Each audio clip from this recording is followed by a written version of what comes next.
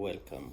Another session that I wish to share some of the insights that I have gone through or have come to know about in the world of risk management. In this session, I wish to share the concept of the risk management process in an enterprise. From my practice, I have come to conclude that there are at least 6 very important steps in a risk management process. Step number 1 is about the objective setting. Step number 2 is about identification of risks. Step number 3 is about analysis and evaluation of the risks. Step number 4 is about consideration of alternatives and selection of risk treatment devices, or what we ideally call control. Number 5 is about implementation of decisions already made.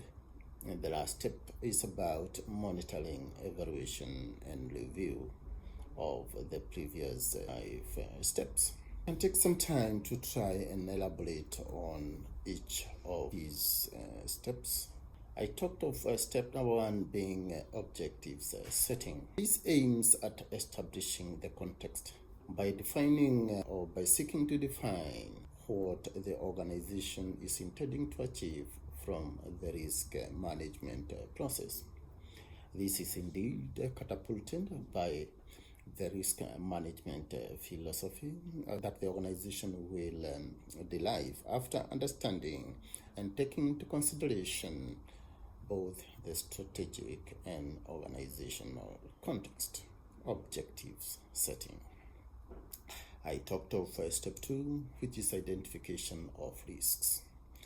Identification of risk is really a discovery exercise that is aimed at identifying the occurrences that can damage the business.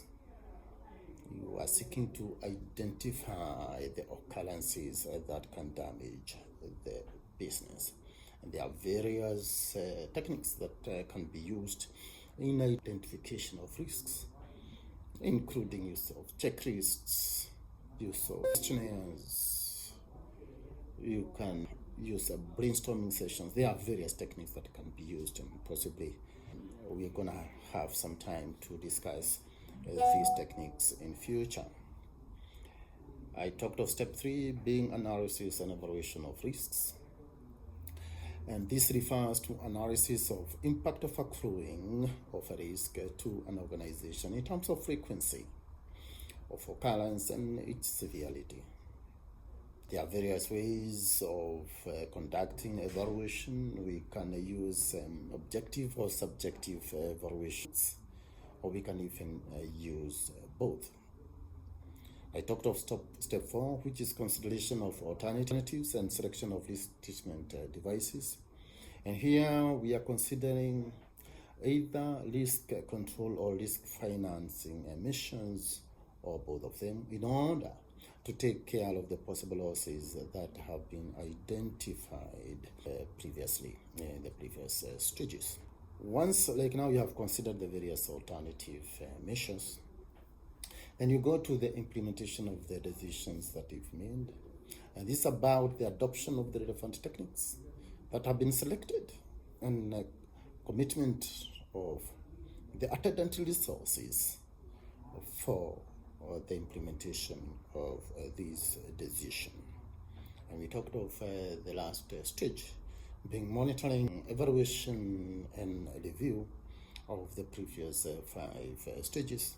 And this involves regular surveillance of the process, assessment of each of the 5 stages, and appraisal of the process against the set objectives. So that's a good highlight of the risk management process that can be applied in any sort of an organization. Thank you.